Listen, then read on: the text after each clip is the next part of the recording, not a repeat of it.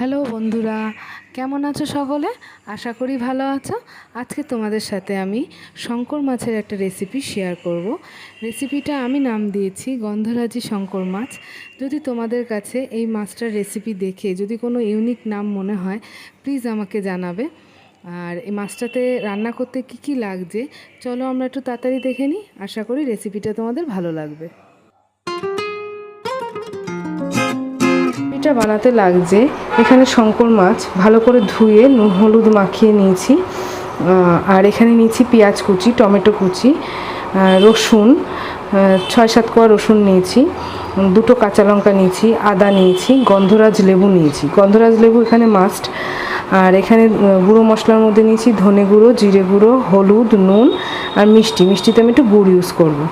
আর এখানে ফোড়নের জন্য নিয়েছি শুকনো লঙ্কা 2টো বীজ ফেলে নিয়েছি, ওটা আমি বেটে দেবো আর ফোড়নেও ইউজ করব। তাই শুকনো লঙ্কা নিয়েছি, তেজপাতা নিয়েছি, জিরে নিয়েছি। আর এখানে গন্ধরাজ লেবুর পাতা নিয়েছি। আর এখানে একটু গরম মশলা নিয়েছি। গরম মশলাটা আমার হোমমেড বাড়িতে তৈরি। যাদের বাড়ির গরম মশলা আপনারা ইউজ করতে পারেন, আর যারা বাড়িতে তৈরি করতে চান আমার চ্যানেলে রেসিপিটা দেওয়া আছে, দেখে নেবেন। আর এখানে ডোম করে আলু কেটে নিয়েছি। আর এই গন্ধরাজ লেবুর পাতাটা আমি দেব জাস্ট ফ্লেভারটার জন্য। অনেকে পাতা যদি না পান, গন্ধরাজ লেবুর পাতা যদি না পান, তাহলে লেবুর এই জেসটাও দিতে পারেন। যদি পাতা পান, পাতাতে ফ্লেভারটা বেশি ভালো আসে, তাই আমি পাতাটা ইউজ করব এখানে। চলুন এবার রেসিপিটা শুরু করা যাক। দেখুন বন্ধুরা, এবার মাছগুলো ভাজবো। ভাজার জন্য আমি কড়াইতে সাদা তেল নিয়ে নিচ্ছি। তেলটা অপশনাল, আপনারা সর্ষের তেলেও রান্নাটা করতে পারেন। আমি সাদা তেলে করছি। তেলের মধ্যে সামান্য একটু নুন দিয়ে নেব, তাহলে মাছটা লাগে না কড়াইতে। তেলটা ভালো করে গরম হবে, তারপর আমি মাছগুলো একে একে ছেড়ে দেবো। গরম হয়ে গেছে, এবার মাছগুলো আমি ছেড়ে দিচ্ছি। শঙ্কর মাছ ফুটবে, তাই দুধ থেকেই দেবেন।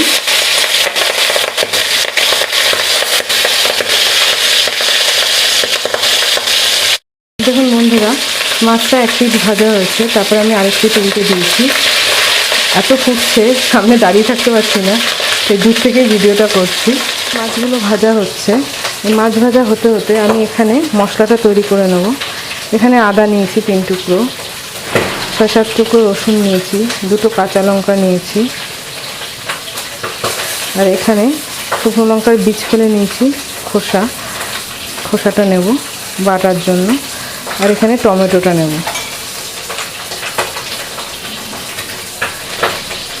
কিছুটা পেঁয়াজ ভেজে দেবো আর কিছুটা পেস্ট করে দেবো। একসাথেই সব নিয়ে নিলাম, একসাথেই পেস্ট করব। এই দিয়ে সামান্য একটু জল দিয়ে এটাকে পেস্ট করে নিচ্ছি মিক্সিতে। এগুলো ভাজা হয়ে গেছে, আমি একে একে মাছগুলো তুলে নেব। আমার এই মাছটাতে প্রচণ্ড ভয় লাগে, এত ফোটে গায়ে। মাছ ভাজতে আমি এই জন্য দূরে দূরে থাকি মাছ ভাজার সময়। এমনিতে হাতে লেগে গেছে অলরেডি। এইভাবে বাকি মাছগুলো ভেজে নেব, ভেজে নিয়ে তারপরে আলুগুলো ভাজবো। আলুগুলো ভাজা হয়ে গেছে, এবার মাছ ভাজার তেলে আলুগুলোও ভেজে নেব।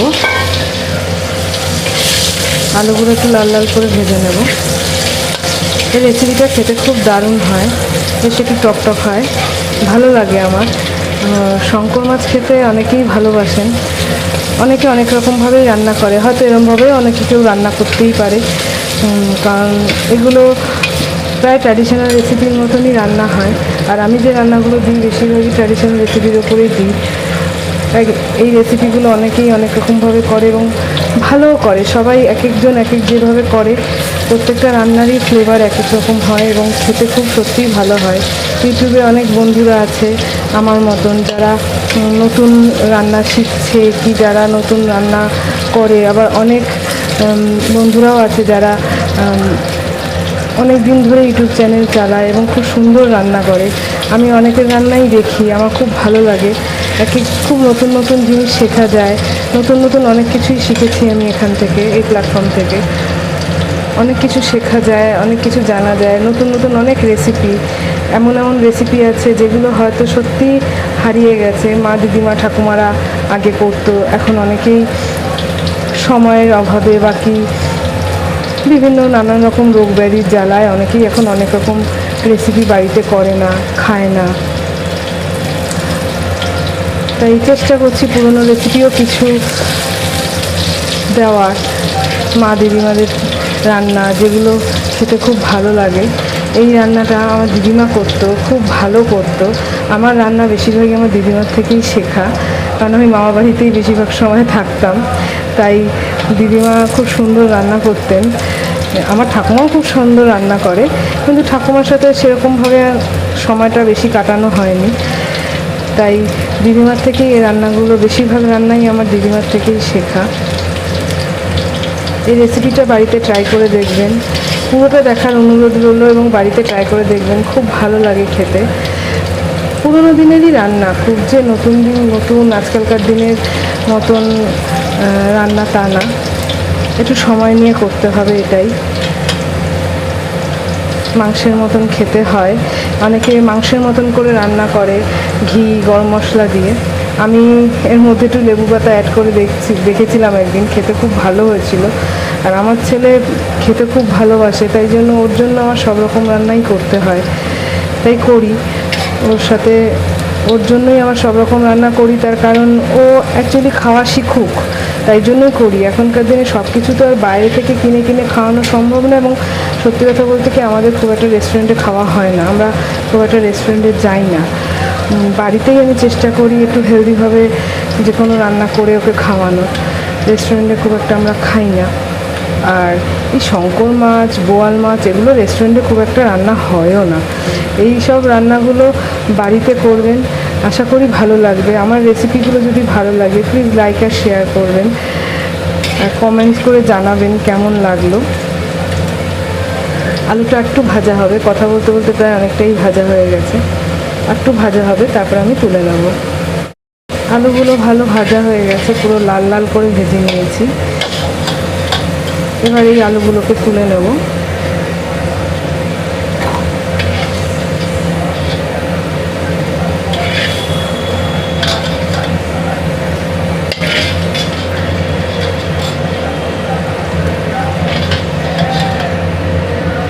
এবার এর মধ্যে এই তেলটাতে আমি ফোড়ন অ্যাড করব, আর তেল এখানে দেব না। আমি শুকনো লঙ্কা দিলাম, একটা তেজপাতা দিয়ে দিলাম, আর একটু জিরে দিলাম। ফোড়নটা ভালো করে ভাজা হোক। তেলটা যেহেতু গরম, খুব তাড়াতাড়ি ভাজা হয়ে যাবে। পেঁয়াজ কুচিটা অ্যাড করছি।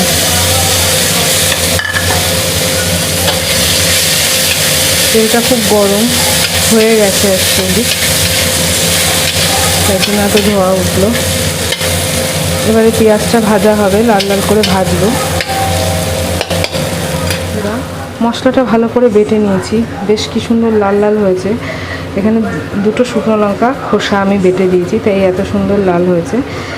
এবার এই মশলাটাকে আমি ভাজা পেঁয়াজের মধ্যে ইউজ করব। বন্ধুরা, পেঁয়াজটা ভাজা হয়ে গেছে, ভালো করে নেড়ে চেড়ে একটু লালচেভাবে পেঁয়াজটাকে ভেজে নিতে হবে। এবার এর মধ্যে আমি মশলাটাকে অ্যাড করে দেবো।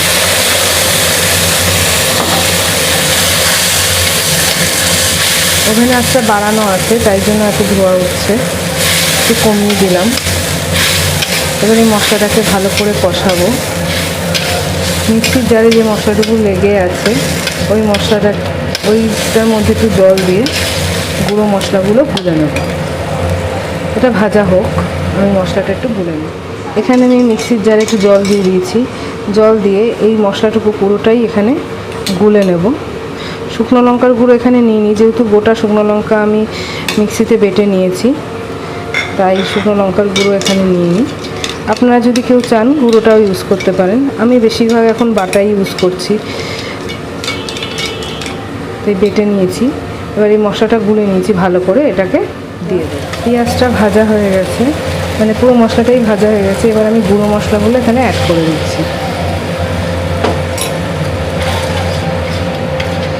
এই গুঁড়ো মশলাটা দিয়ে ভালো করে কষিয়ে নেব। এই রান্নাটা করতে একটু সময় লাগে, কারণ এই রান্নাটা একটু কষিয়ে করতে হয়।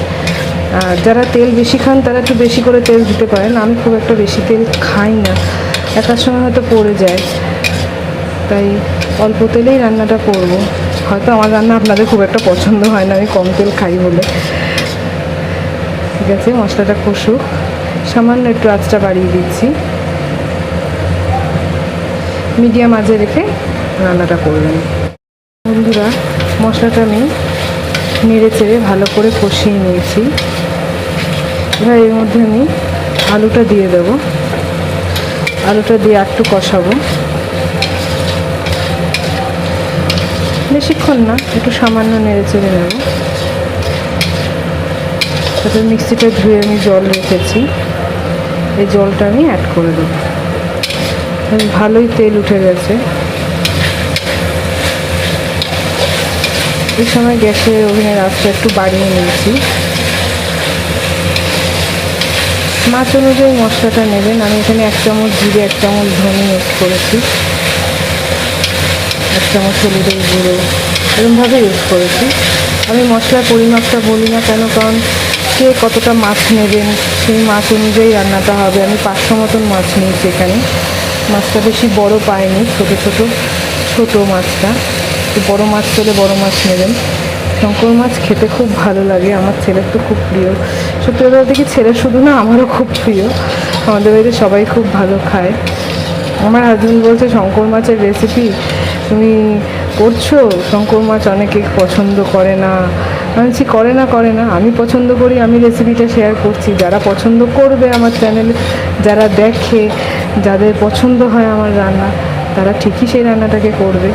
আশা করি, আশা তো থাকবে তাদের প্রতি যে তারা এই রান্নাটাকে করে খেয়ে দেখবে। যাই হোক, জলটা দিয়ে দিয়েছি, এবার ঢাকনাটাও দিয়ে দেবো, দিয়ে আলুটা সিদ্ধ হোক। দেখুন বন্ধুরা, ঝোলটা প্রায় একটু টেনে এসছে। আমি বেশি জল দিইনি, কারণ এটা একটু মাখো মাখো খেতেই ভালো লাগে। আলুটা সিদ্ধ হয়েছে, মাঝখানে একবার একটু এসে নাড়া দিয়ে গেছিলাম। এবার আমি মাছগুলো দিয়ে দেবো, মাছটা দিয়ে একটু ফোটাবো।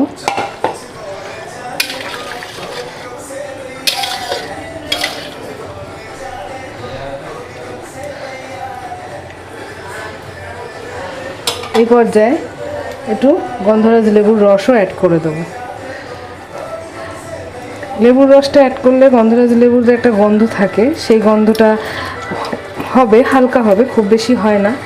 ওই গন্ধরাজ লেবুর গন্ধটাকে একটু ভালো করে দেওয়ার জন্য আমি ওই লেমন জেসটা অ্যাড করব না, আমি তো পাতাটাকে ইউজ করব। পাতাটার গন্ধটা হেভি লাগে আমার, একটু টক টক হবে খেতে। রস যেরকম থাকবে সেরকম অনুযায়ী দেবেন। আমি 2 পিস লেবু দিলাম, আর দিচ্ছি না। অনেকে পছন্দ করেন না গন্ধটা, তাই গন্ধটা ও থাকবে না এখানে। এবার একটু ঢেকে দেবো, একটু ফুটুক, তারপরে আমি নামাবো। দেখুন বন্ধুরা, মাছটা এবার সিদ্ধ হয়ে গেছে। এবার আমি ঢাকনাটা সরিয়ে দিলাম, একটু হালকা ঝোল মতন রাখবো, কারণ আমার ছেলে খেতে গেলেই বলবে, মা একটু কাই দাও, সুতরাং এটুকু রাখবো। এবার এখানে আমি একটু গরম মশলা অ্যাড করবো।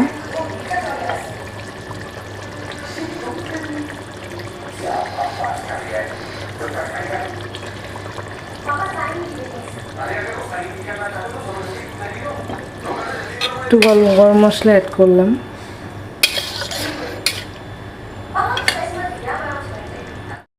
একটু সামান্য ঘি অ্যাড করব, এটা অপশনাল, কেউ যদি চান দেবেন, না হলে না দিলেও হবে।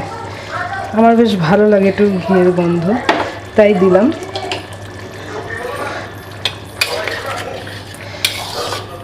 এবার কড়াইটা কড়াই বলছি, গ্যাস ওভেনটা বন্ধ করে দেবো, দিয়ে একটু ঢেকে স্ট্যান্ডিং টাইম দেবো 5 মিনিট। বন্ধ করে দিয়েছি, ঢেকে দিচ্ছি। বন্ধুরা, মাছটা আমি এই বাটিটাতে সার্ভ করে নিয়েছি। এবার যে লেবু পাতাগুলো নিয়েছিলাম, সেই লেবু পাতাগুলো এবার এরকমভাবে ঝোলের মধ্যে ডুবিয়ে দেবো। এটা কিন্তু কড়াইতে থাকাকালীন অবস্থায় করা যাবে না, তার কারণ তাহলে লেবু পাতা থেকে একটা তিতা তিতা ভাব চলে আসবে। তাই এই লেবু পাতাটা আমি এই অবস্থায় এরমভাবে ঢুকিয়ে দেবো। এই লেবু পাতার ফ্লেভারটা এই গরম যে হালকা গরম ভাবটা থাকবে এর থেকেই বেরোবে। এরমভাবে ঢুকিয়ে দিলাম।